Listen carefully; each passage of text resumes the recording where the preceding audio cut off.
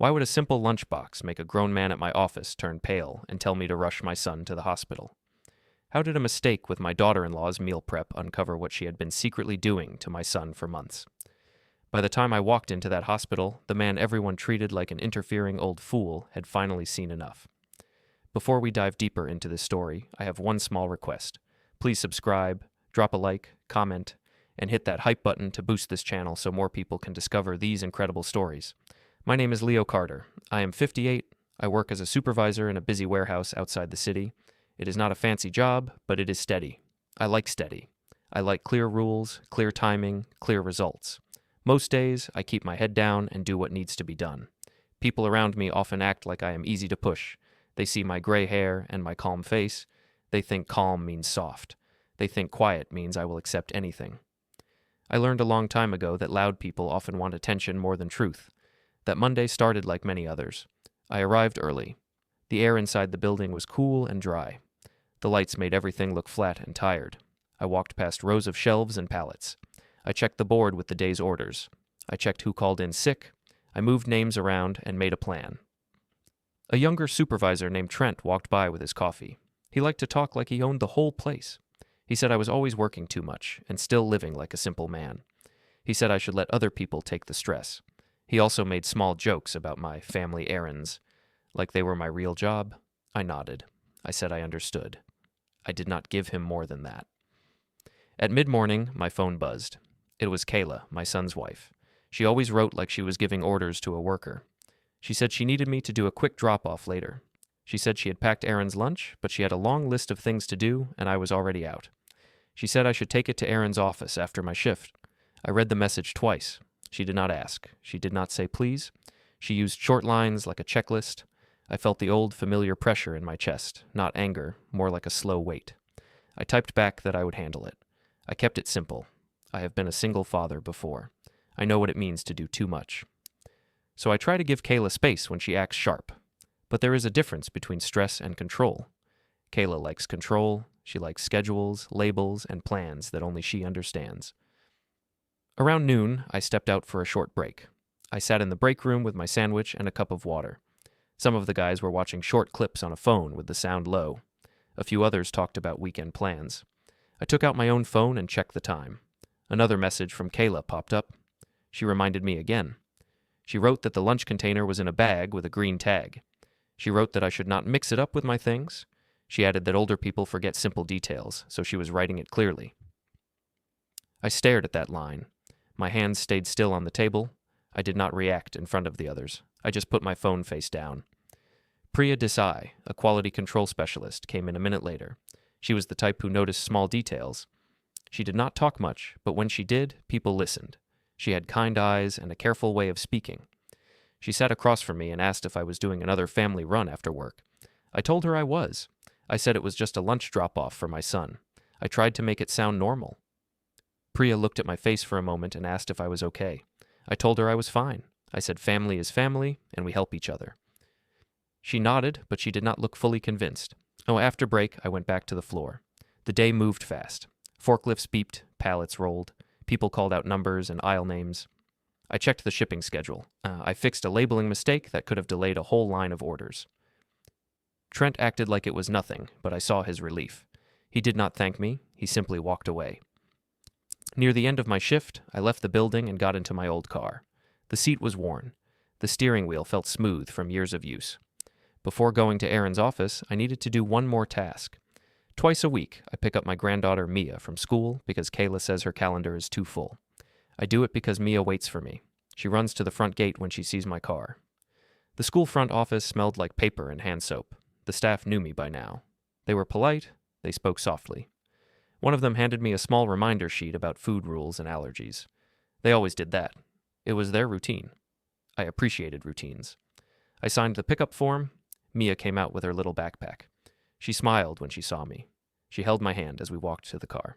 In the back seat, she asked if we could stop by the corner shop for a snack. I told her we would check with her mom first. Mia rolled her eyes in a playful way and said her mom checked everything. When we reached Aaron and Kayla's apartment building, Kayla was not home yet. Aaron worked across town. I had promised to drop off the lunch, so I asked Mia to come upstairs with me for a moment. She knew the building well. We took the elevator up. The hallway was quiet. I unlocked the door with the spare key Kayla insisted I keep for emergencies, even though she treated me like I was the emergency. Inside, the apartment looked like a magazine photo. Everything had a place. Nothing looked lived in. There were labels on containers in the kitchen. There were little notes on the fridge. Kayla liked to show how organized she was. On the counter, I saw the bag with the green tag. It was next to a water bottle and a small paper bag that looked like it held tablets or supplements. I did not like the look of it, but I did not touch it. I simply picked up the green tag bag. Kayla walked in while I was still at the counter. She looked surprised to see me. She asked why I came inside. I said I needed the lunch bag for Aaron, and I did not want to leave it outside. She told me to hurry because she had a video call soon. She asked if Mia had washed her hands. Mia said yes. Kayla took one quick look into the green tag bag, then closed it again, like she was checking a lock.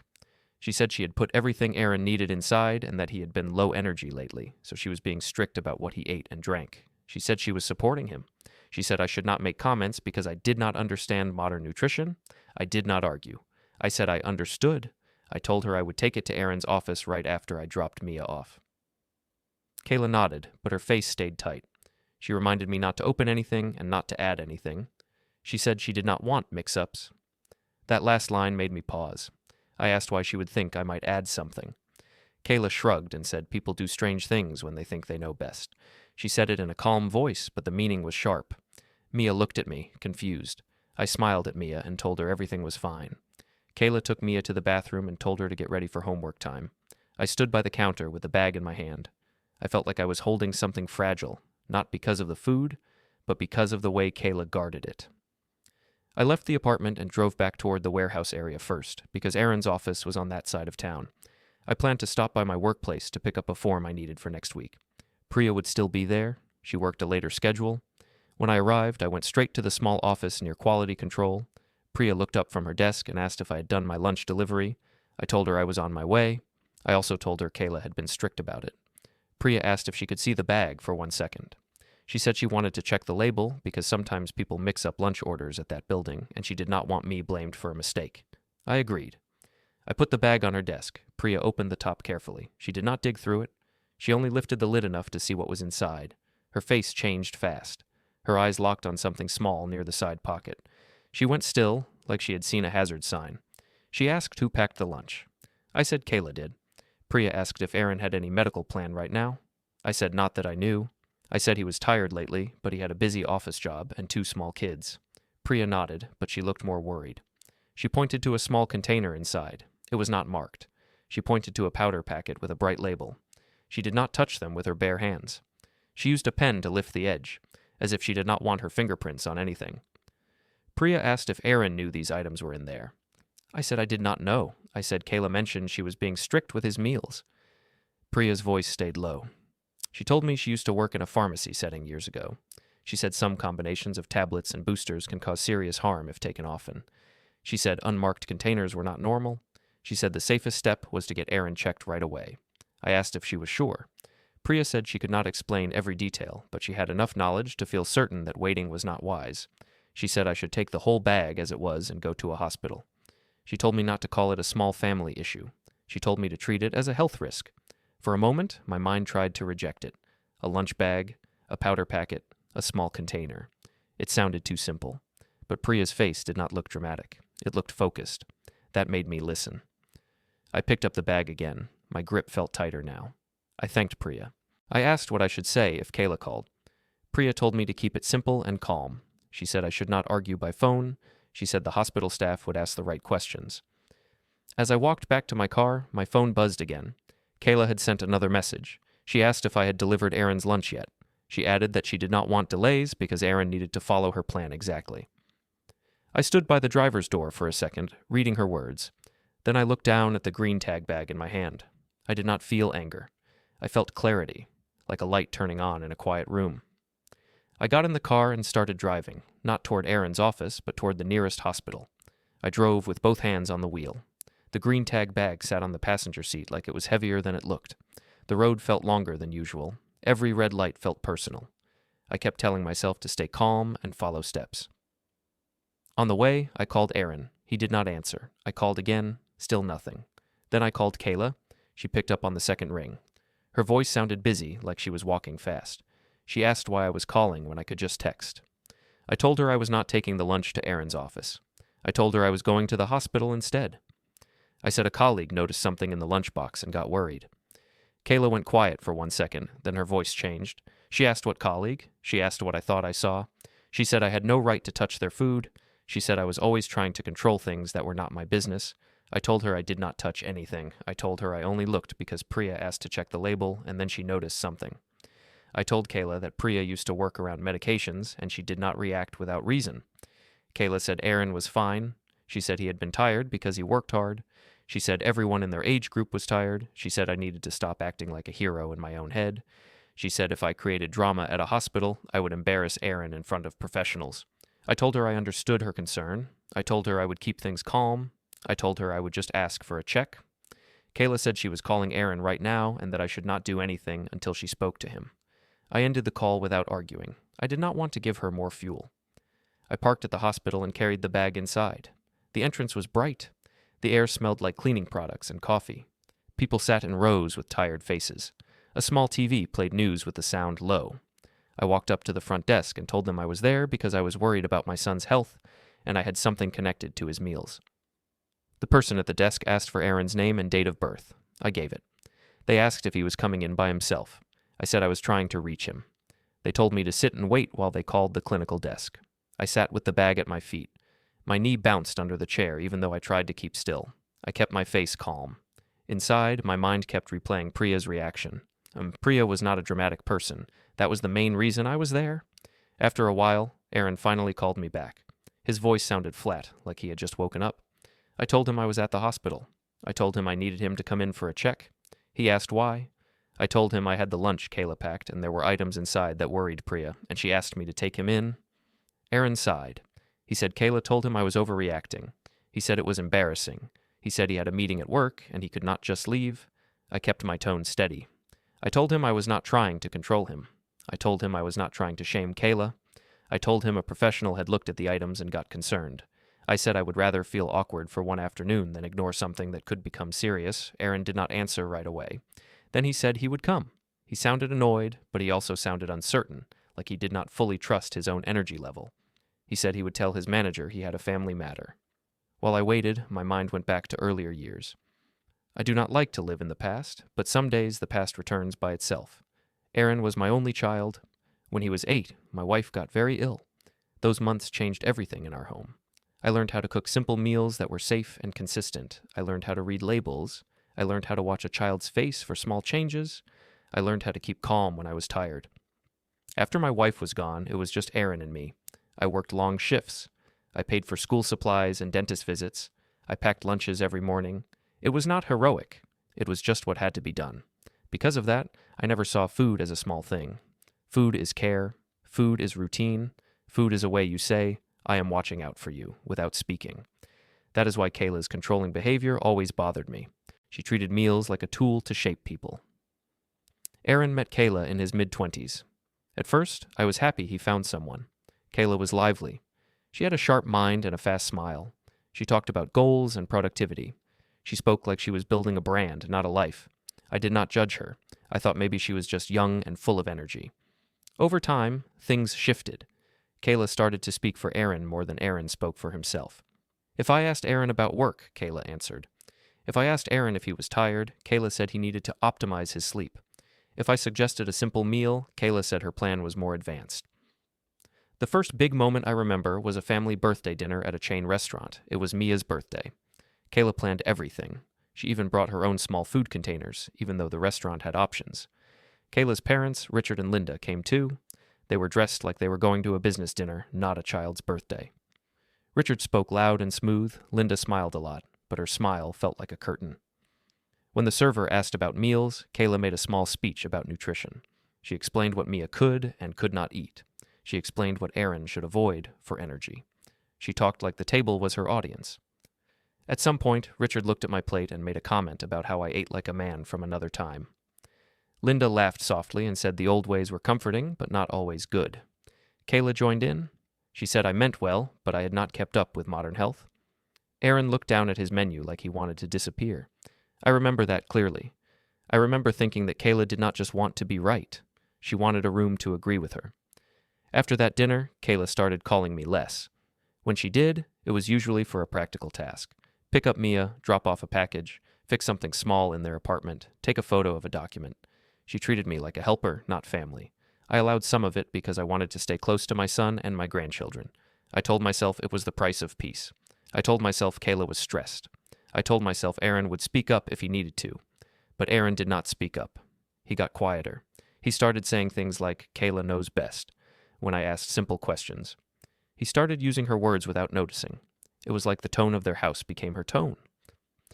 Back in the hospital, a nurse called my name and led me to a small intake room. She asked why I was there. I explained in simple terms. I said my son had been tired, and I saw items in his lunch that did not look normal, and a colleague with some background got concerned. The nurse asked if I had the lunch items with me. I said yes. She told me to keep the bag closed and not handle anything more. She said they would have someone look at it later. She asked if Aaron had any known medical condition. I said not that I knew, but I could bring his old records if needed. She nodded and made notes. Aaron arrived about 20 minutes later. He looked pale. His eyes looked heavy. He tried to act normal, but his shoulders sagged like he had been carrying something for a long time. He saw me and asked why this had to be so public. I told him it was not public. I told him it was private and professional. I told him we were doing the safe thing. Kayla arrived soon after. She walked in with fast steps and a tight face. She hugged Aaron quickly and then looked at me like I had betrayed her. She asked Aaron if he was okay, then told the nurse that this visit was unnecessary and that I had overreacted. The nurse did not argue. She said the doctor would speak with them. Kayla sat close to Aaron and held his hand in a way that looked caring, but also looked like control. She kept glancing at me, like she wanted me to shrink. When the doctor came, she introduced herself as Dr. Gomez. Her voice was calm. She asked Aaron questions about his sleep, his diet, and any supplements or medications. Aaron looked at Kayla twice before answering. That alone told me a lot. Aaron said he took what Kayla prepared. He said he trusted her. He said she was strict about routines because she cared. Kayla nodded and said she managed the household health because Aaron was too busy. Dr. Gomez listened. She did not look impressed by Kayla's confidence. She asked if Aaron knew exactly what was in his lunches. Aaron hesitated. He said Kayla handled it. He said it was mostly healthy food and some wellness support. Dr. Gomez asked to speak to Aaron alone for part of the visit. Kayla tried to object. She said spouses should be included. Dr. Gomez said it was standard procedure to speak to the patient privately for a moment. Kayla's jaw tightened, but she agreed. I watched Aaron stand up and follow Dr. Gomez. As he walked away, he looked back at me with a tired, unsure look. It was not anger.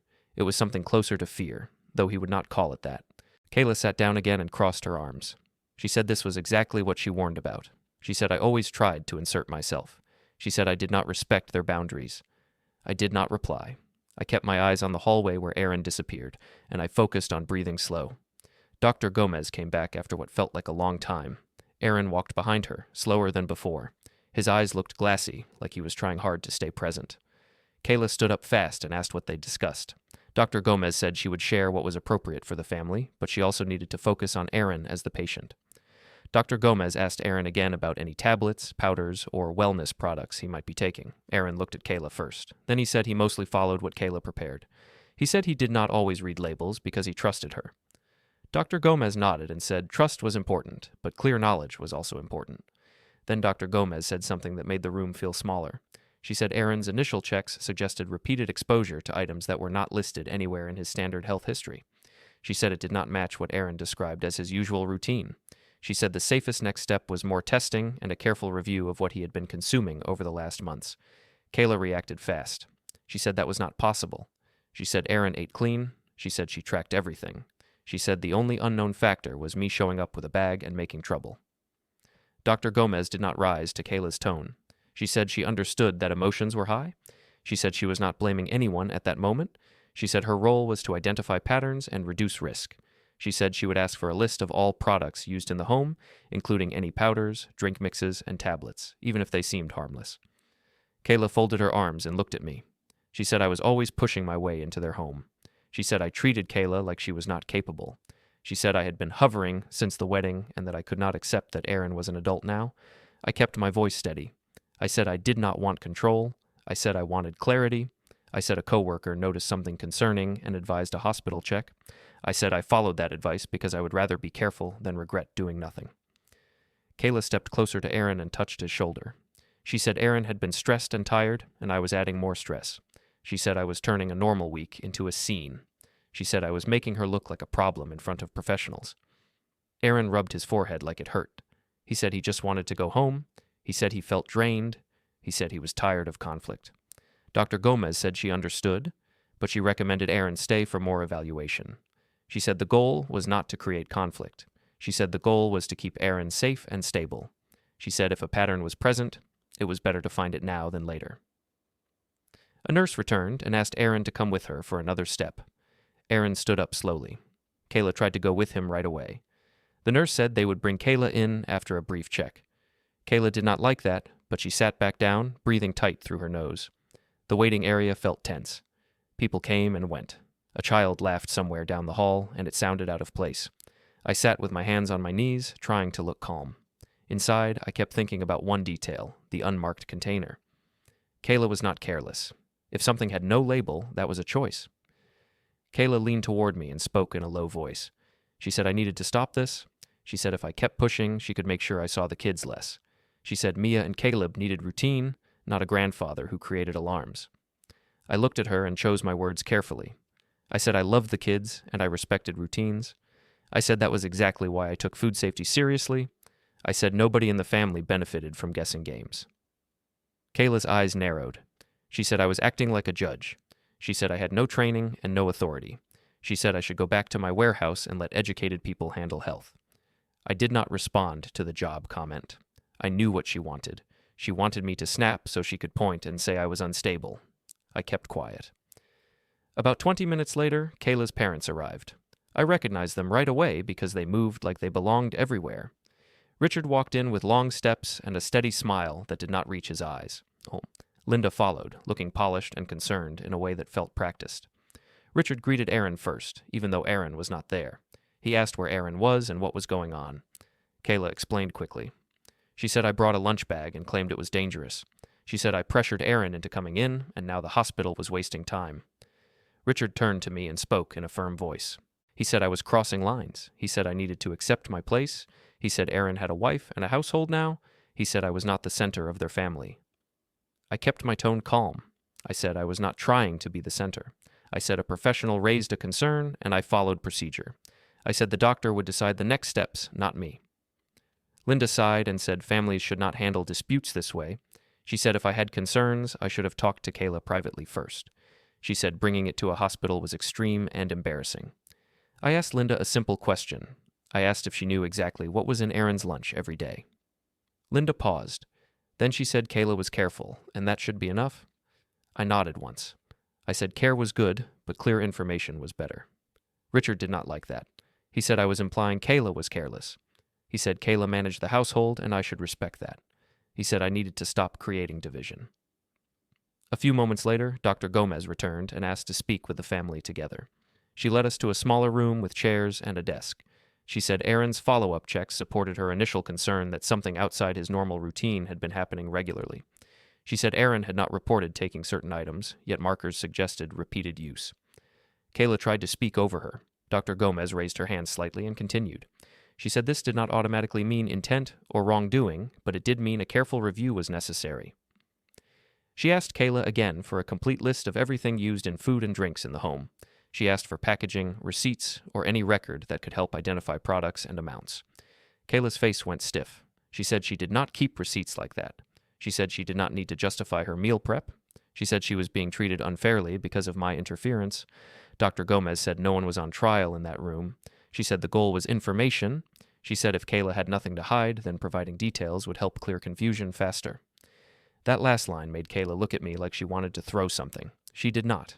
She just clenched her jaw and said she would cooperate, but she also wanted a note that I brought the bag and handled it. Dr. Gomez said the staff would note the chain of events as accurately as possible. She said I would not be accused without reason, and Kayla would not be accused without reason either. She said facts mattered. Aaron returned soon after, looking tired, but more focused. Dr. Gomez explained that Aaron should avoid any unverified powders or tablets until they finished evaluation. She said Aaron should rest, hydrate, and follow a simple plan for now. She said they would schedule follow-up steps and might involve additional support services if needed. When we left the room, Kayla moved close to Erin again and spoke fast.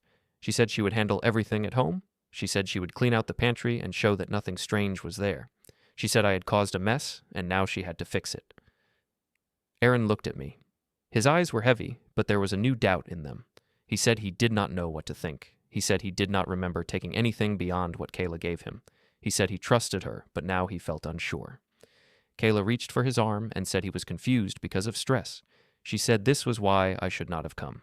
She said I was putting thoughts in his head. Richard stepped in and said we should end the conversation and go home. He said the hospital had done enough. He said Erin should rest and Kayla should manage the household without interference. I nodded and said I agreed Erin needed rest. I did not argue about anything else in the hallway. Outside, the air was cold and sharp. In the parking lot, Kayla pulled Erin toward their car. Richard and Linda followed. Before Erin got in, he turned to me. He said he wanted peace. He said I should stop showing up uninvited. He said if I kept pushing, Kayla would feel unsafe and the kids would be caught in the middle. I stood beside my own car and listened. I felt a familiar sting, like I was being pushed outside a door I once built. I told Erin I understood. I told him I would not chase conflict. I told him I only wanted him well. Erin nodded once, then got into the car with Kayla. They drove away with Richard and Linda right behind them. I sat in my car for several minutes without starting the engine. I looked at my hands on the steering wheel. They were steady. My thoughts were steady too. That surprised me. I did not feel rage. I felt something cleaner. I felt a clear line form in my mind. Kayla had tried to turn the problem into my interference. Her parents tried to turn it into my place. Erin tried to turn it into peace. None of them wanted to face the real question. What was in that lunch, and why did Erin not know? I drove home slowly. When I walked into my kitchen, the quiet felt heavy. I poured water and sat at the table. I thought about Mia holding my hand at the school gate. I thought about Caleb running to me on weekends. I thought about Erin as a boy, trusting me with his lunchbox every morning. I did not know the full truth yet, but I knew something important had changed. I was done trying to win arguments. From that point on, I would focus on facts, timelines, and proper steps. When I got home that night, I did not turn on the TV. I did not call anyone. I washed my hands, made tea, and sat at my kitchen table. The house was quiet in a way that can feel friendly or heavy. That night, it felt heavy. I looked around my small kitchen. Everything in it had a story. The worn chair was the chair where Erin used to sit and do homework. The corner by the window was where my wife used to stand while she stirred soup. I do not live in the past, but I also do not forget it. It reminds me who I am and why I do things the right way. I took out a plain notebook. Nothing fancy, just paper and a pen. I wrote the date at the top, then I wrote simple facts in short lines. I wrote when Erin started looking tired. I wrote when Kayla first said she was putting him on a strict plan. I wrote the day she asked me to deliver the lunch. I wrote the moment Priya saw the bag and changed her face. I wrote the hospital visit and the main points Dr. Gomez said. I did not add opinions. I did not write anger. I only wrote what happened. Then I opened my phone and scrolled through messages. I did not reply to anyone yet. I just read. Kayla had been sending me messages for months that sounded like instructions, not family talk. She often reminded me that I should follow her rules with the kids. She often warned me not to confuse Erin with my concerns. I realized something. Kayla had been building a story for a long time. A story where she was the only responsible adult, and I was the messy background person. I made a second list in my notebook. I wrote patterns. Under it, I wrote small things that used to feel normal, but now look different. I wrote how Erin always looked at Kayla before answering a question. I wrote how Kayla always checked containers and bags like she was checking locks. I wrote how she corrected me in public, even about small things, like how to cut fruit or how to pack a snack. I was not trying to prove a big theory. I was trying to see reality clearly. My phone buzzed. It was Erin. He asked how I was. His tone was quiet. I told him I was fine. I asked how he felt. He said he was tired and that Kayla was upset. He said he did not want a fight in the family. He said he wanted me to relax. I told him I understood. I told him I was not looking for a fight. I told him I wanted him well and I would respect his space. I said I would not show up at their place without a clear reason. I also told him that if the doctor asked for information, I would cooperate fully. Erin did not argue. He sounded relieved by my calm tone. Soon after that, Kayla messaged me. She said I crossed a line. She said I embarrassed her. She said she needed strong boundaries now. She said I could see Mia and Caleb only when she planned it. She said I was not allowed to bring any food for the kids anymore. She said she would speak with the school about pickup rules. I read her message twice. My first feeling was sadness. My second feeling was clarity again. When someone tries to control every door, it usually means they are afraid of what might walk in. The next morning, I did not respond with emotion. I replied with one short line. I said I understood and that I would follow school rules and family plans. I did not apologize for going to the hospital. I did not accuse her. I kept it clean. At work, I looked for Priya during the afternoon. She was in her usual area with reports and labels. I asked if she had a minute. We stepped into a quiet corner near the storage office. I thanked her again for speaking up. I told her Kayla was angry and was trying to say I caused trouble. Priya listened without changing her expression. Then she said something that stayed with me. She said that when people are sure they are right, they usually want clarity. They usually welcome questions. She said that when people try to stop questions, it can be a sign of fear. She told me to keep doing things the proper way. She told me not to argue in circles. She told me to let professionals do their work. I asked Priya if she could write down what she saw, in her own words, just for my records. I told her she did not need to make big claims. I said I only wanted a clear note about the items and her reaction, in case the hospital asked later. Priya said she could do that. She said she would keep it factual and simple. That evening I went to the school office before pickup time. I did not go to complain. I went to understand rules.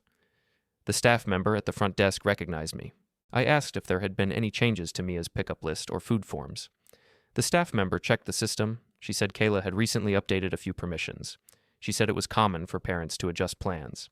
I asked what the changes were. The staff member said in a careful tone that Kayla limited who could bring outside snacks for class events and who could sign certain forms. She also said Kayla added a note that all questions about food should go through Kayla first. The staff member did not sound judgmental. She sounded like someone reading a normal update, but in my mind, it fit the pattern I had written. I thanked the staff member and told her I would follow the updated rules. I signed the pickup sheet and waited for Mia.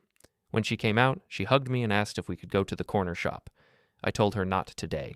I told her we would just go home and do homework time at my place for a short visit, if her mom agreed.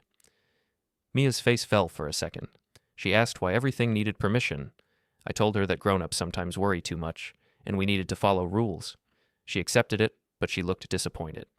That look made my stomach tighten. Children should not have to feel like love is a schedule.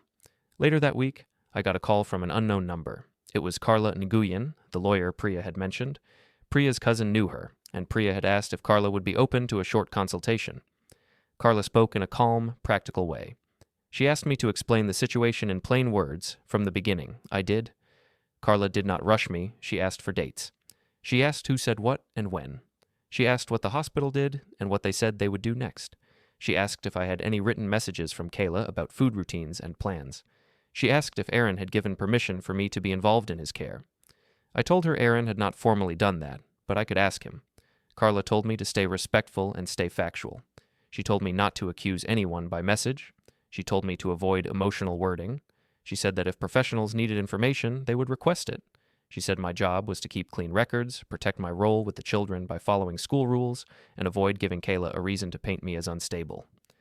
We set a time to meet in person after my shift on Friday. When I arrived at her office, it was small and neat.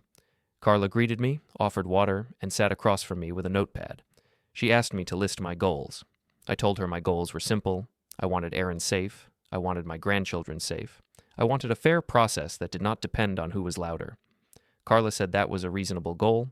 She explained that hospitals follow procedures, and if they see a pattern of risk, they may involve additional services.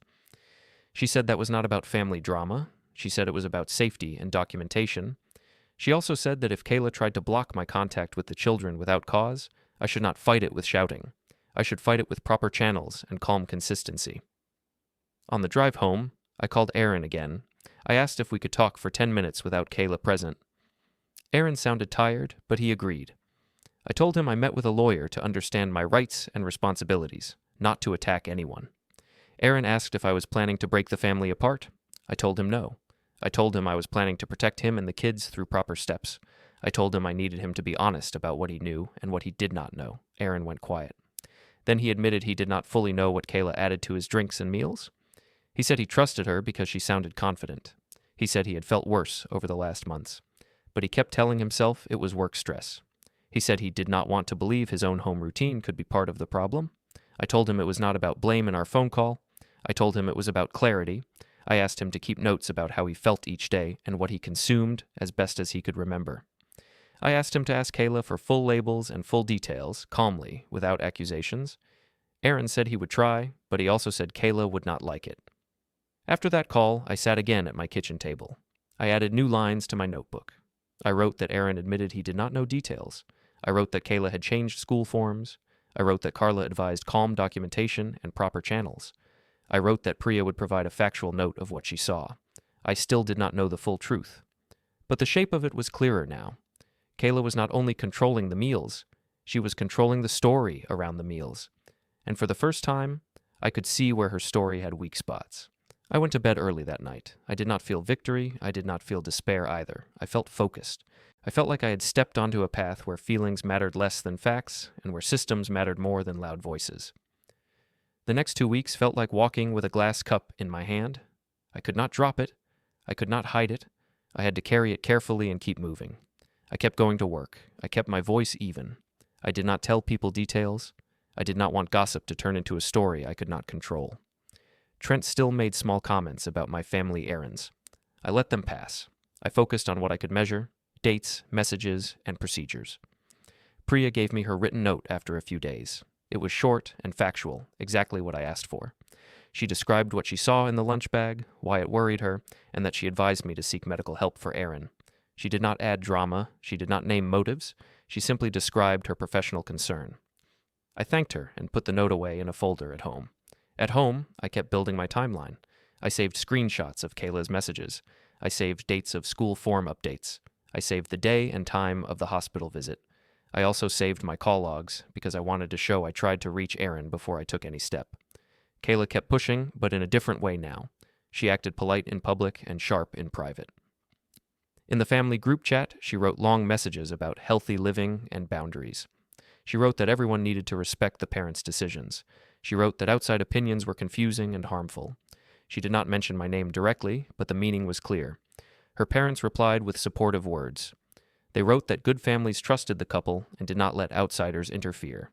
A few other relatives reacted with simple emojis and short comments.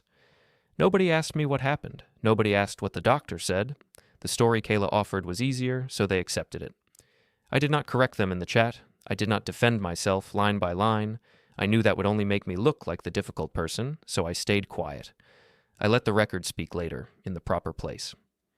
Aaron called me more often during that time, but his calls were short.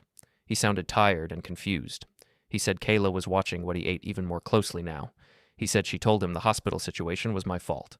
He said he wanted peace, and he wanted to believe his home was safe. He also said, in a softer voice, that he had started noticing that his energy boosters made his heart feel strange sometimes. I told him to keep his notes. I told him to tell Dr. Gomez anything he felt, even if it sounded small. I told him not to hide discomfort, to protect someone's feelings. Aaron said he would try. One afternoon, I picked up Mia from school. Kayla had allowed it, but only because she had a work conflict. Mia walked out slower than usual. She climbed into the car and asked why her mom was upset all the time. She asked why her dad was always tired. She asked if I was in trouble. I told her she was not responsible for grown-up problems. I told her I loved her and I would always show up when I was allowed. I told her rules were changing, but love was not changing. Mia nodded, but she looked like she was trying to understand something too big for her age. When I dropped Mia off, Kayla met me at the door.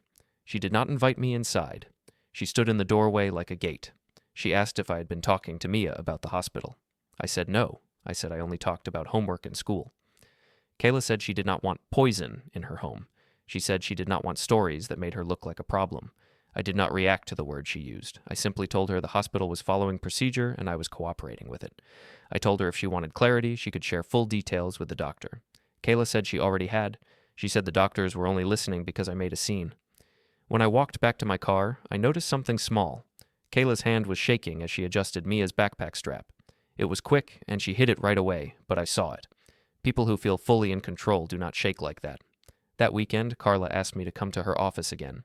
She said the hospital had scheduled a formal family and risk review meeting. She said it would include medical staff, a social worker, and a representative from a city office that handles safety concerns. She explained that this kind of meeting was not a punishment, it was a structured review. It was where people spoke in clear terms and decisions were written down. Carla also said something else that mattered. She said Kayla might try to pressure Aaron to cancel the meeting or to arrive alone. Carla said I should not push Aaron by force or threats. Carla said I should simply remind Aaron that he had a right to clarity about what entered his body and a right to support. In Carla's office, we reviewed my notes. Carla asked me to keep my words simple at the meeting. She said the tone of the room would matter. She said I should focus on safety and facts, not character judgments. She also reminded me that Kayla might try to provoke me into saying something careless. Carla said I should not take the bait. Carla and I also took care of practical protections for the kids. She explained that I could not control everything, but I could protect what I did control. I had set aside money for Mia and Caleb's future since they were born. I never talked about it, because I did not want it used as a bargaining chip. Carla advised me to adjust how that support was structured so it could not be redirected through someone else's spending choices. She said it was lawful and common. I followed her advice. I did not brag about it. I did not wave it around. I handled it quietly, with clear steps and signatures. I also reviewed the apartment title situation. Years earlier, I had helped Aaron buy that place when he had a stable job but not enough savings. I did not do it to control him. I did it because I wanted him housed and safe. Carla reminded me that shared ownership meant shared responsibility, and responsibility could be arranged in ways that protected Aaron if his household became unstable. Again, I handled it quietly. No announcements, no threats, just structured steps. Meanwhile, Kayla's behavior kept tightening. She began arriving at school pickup even when she did not need to. She began telling staff that only she should receive calls about food and health. She began posting online about how hard it was to be a mother while older relatives created stress. She made it sound like she was carrying the whole family while others tried to pull her down. Some parents at the school started looking at me differently, not with open dislike, but with caution, like they were waiting to see if I was the problem. I did not correct them. I smiled, nodded, and followed rules. Calm consistency is slow, but it lasts. The day before the hospital meeting, Aaron came to my house alone. That surprised me. He sat at my kitchen table and stared at the surface like he was counting scratches in the wood. I made tea and placed it in front of him. He did not drink it right away. He told me Kayla had been watching him closely. He told me she checked his phone. He told me she asked him to stop talking to me. He said he tried to keep the peace, but he felt like the air in his home was tight. He said he did not know how to describe it without starting a conflict. I listened and did not interrupt. When he finished, I told him I was sorry he felt trapped. I told him this was not a situation where he needed to be strong in a loud way. I told him he needed to be honest in a quiet way. I told him the meeting was an opportunity to speak with professionals who cared about facts. Aaron asked what I had done with Carla. He asked if I was trying to take his kids away. He asked if I was trying to ruin Kayla's life. I told him no.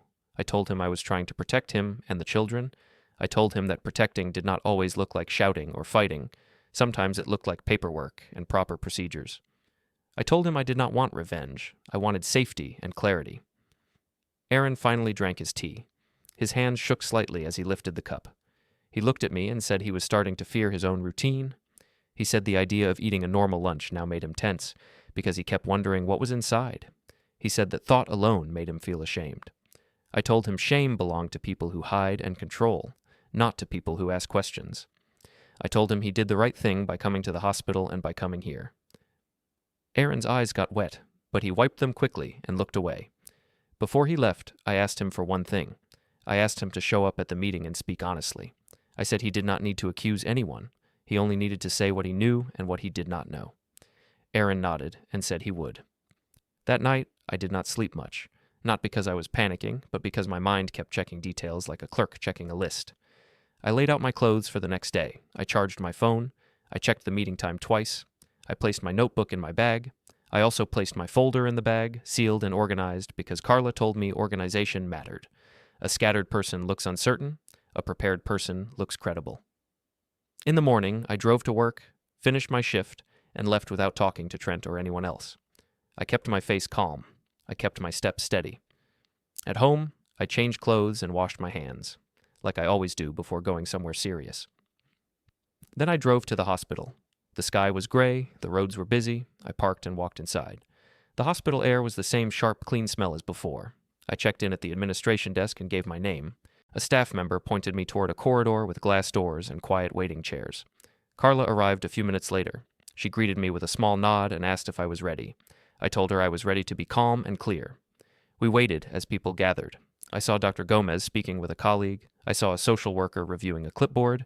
I saw Erin arrive alone at first, then Kayla came in quickly with her parents behind her. Kayla's face looked controlled, like she had practiced it. I sat in my chair and kept my hands folded. I did not stare. I did not whisper. I simply waited for the process to begin. The conference room felt too clean for what we were about to talk about.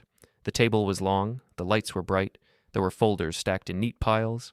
A small recorder sat near the center, already turned on. Name cards were placed in front of each chair, like a formal work meeting, not a family crisis. Carla and I sat on one side. Errand sat near the middle, with his shoulders slightly rounded. Kayla sat close to him, but not touching him.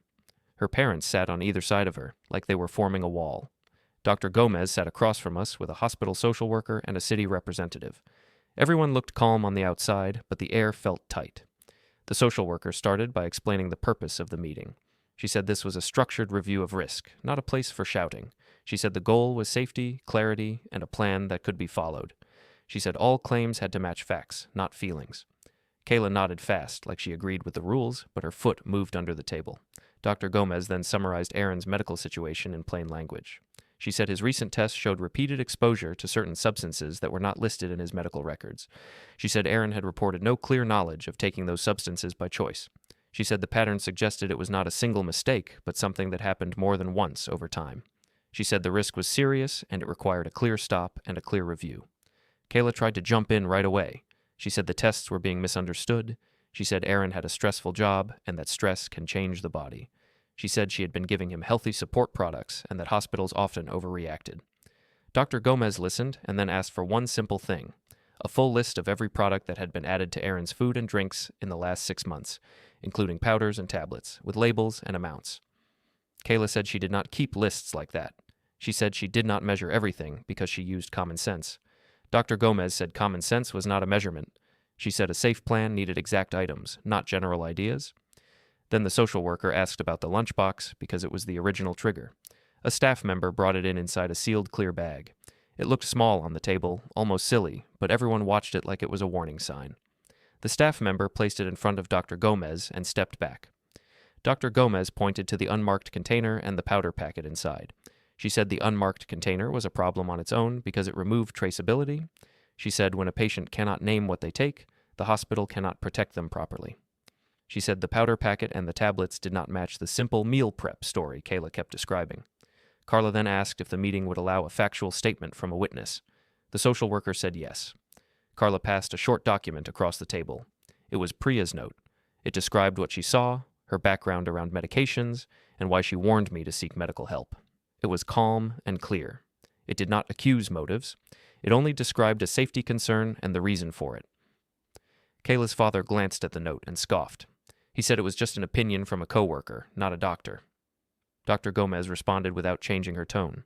She said Priya's note was not a diagnosis. She said it explained why the lunchbox was brought in quickly, and it matched the medical pattern the hospital was now seeing. She said it also supported the chain of events, which mattered in a structured review. The city representative asked a direct question. She asked who packed Aaron's lunches and controlled his daily meals. Aaron looked down. Kayla answered quickly and said she managed meals because Aaron did not have time. Aaron then spoke softly and said he usually ate what Kayla prepared and did not always know what was added. He said he trusted her. He said he now realized he had been guessing too much. Kayla turned toward him and said he was confused because of stress. She said he was letting outsiders get into his head. Aaron did not raise his voice. He simply repeated that he did not have full knowledge of what he was taking and that he wanted full knowledge now. That was the first time in a long time I saw Aaron speak without checking Kayla's face for approval. The social worker asked Carla if we had anything else to support a timeline. Carla nodded and slid a second packet across the table. This packet was thicker. It contained screenshots of messages Kayla had sent me about meal routines, strict rules, and keeping Aaron on the plan. It also included messages where she warned me not to open the lunch bag and not to add anything. The timestamps were visible. The tone was visible, too. Kayla's face changed as she looked at the pages. She said the messages were being taken out of context. She said she was just being organized. Carla did not argue. She only asked Kayla to point to the part that changed the meaning. Kayla could not. She started speaking faster, jumping from one point to another. Dr. Gomez then added a key medical detail. She said some of the substances matched products found in the home through Aaron's own review. She said the hospital had asked Aaron, as the patient, for permission to review what he had access to. She said Aaron provided that permission. She said the products, combined with the lab pattern, formed a consistent picture. Kayla's mother leaned forward and said Kayla was a careful wife and a devoted mother. She said this meeting was disrespectful to a woman who worked hard. The social worker replied in a steady voice. She said the meeting was not about respect in a social sense. She said it was about safety. She said when safety is unclear, adults have to accept review, even if it feels uncomfortable. The city representative said the next step was a temporary safety plan. She said Aaron needed a clear environment while his body recovered and while the review continued. She said Kayla would not be allowed to control Aaron's meals or drinks during that period. She also said there would be temporary limits around the children's routines until professionals confirmed there was no spillover risk. She did not raise her voice. She spoke like someone reading policy. Kayla looked at me and said this was all my doing. She said I had planned it. She said I wanted to take her family away. I did not respond. Carla responded instead, calmly. She said the hospital initiated the review based on medical findings. She said the city representative joined because of standard procedure when risk patterns appear. She said my role was limited to bringing in the lunchbox and providing records when asked. Then it was my turn to place something on the table. I slid one envelope toward Aaron. I did it slowly, with open hands. I told him, in plain words, that this was a protective step, not an attack. Inside were the updated documents Carla helped me prepare. The education funds for Mia and Caleb were now structured so the money could only be used for their direct needs through controlled channels. The apartment ownership share that belonged to me was also placed into a structure that passed protection directly to Aaron, but prevented it from being used in ways that could trap him during an active investigation. It was lawful. It was clear. It did not rely on trust in someone's mood. Aaron opened the envelope and looked at the pages. His hands shook slightly. He did not smile. He did not thank me with big words. He simply nodded, once, like a person finally seeing a door out of a tight room. Kayla leaned toward him and told him not to sign anything. Carla replied that no one was asking Aaron to sign in that moment. Carla said these were executed protections already in place, and Aaron was receiving notice because it affected his housing stability and his children's future support. Kayla's father stood up halfway, then sat back down when the city representative told him the meeting would remain orderly or it would end. Kayla's confidence collapsed in small pieces. First, her voice got thin, then she started repeating the same points. Then she shifted blame again, saying I was old-fashioned and jealous of her control. Dr. Gomez did not respond to the personal parts. She only repeated the medical facts and the required steps. The social worker concluded by stating the official outcomes. She said Aaron would follow the hospital's plan and return for follow-up checks. She said the city office would open a formal review. She said Kayla would be contacted through official channels and should not contact Aaron about meals, products, or the investigation. She said co-parenting routines would be adjusted temporarily for safety and stability. She said all parties should communicate through designated pathways to prevent pressure and confusion. Kayla's mother started crying quietly. Kayla's father stared at the table as if he could force the paper to disappear. Kayla kept saying this was unfair. Aaron stayed silent, looking at the documents in his hands like he was trying to understand how long he had lived without clear ground under his feet. A staff member knocked and opened the door. The city representative asked Kayla to step into a side office for further instructions. Kayla refused at first.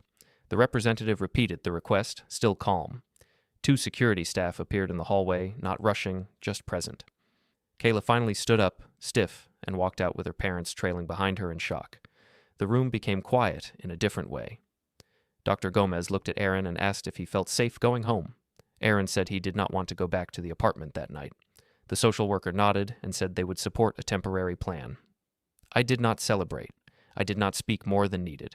I simply reached for the sealed lunchbox bag on the table when the staff offered it back for evidence storage, and I watched Aaron fold the papers carefully and hold them close to his chest.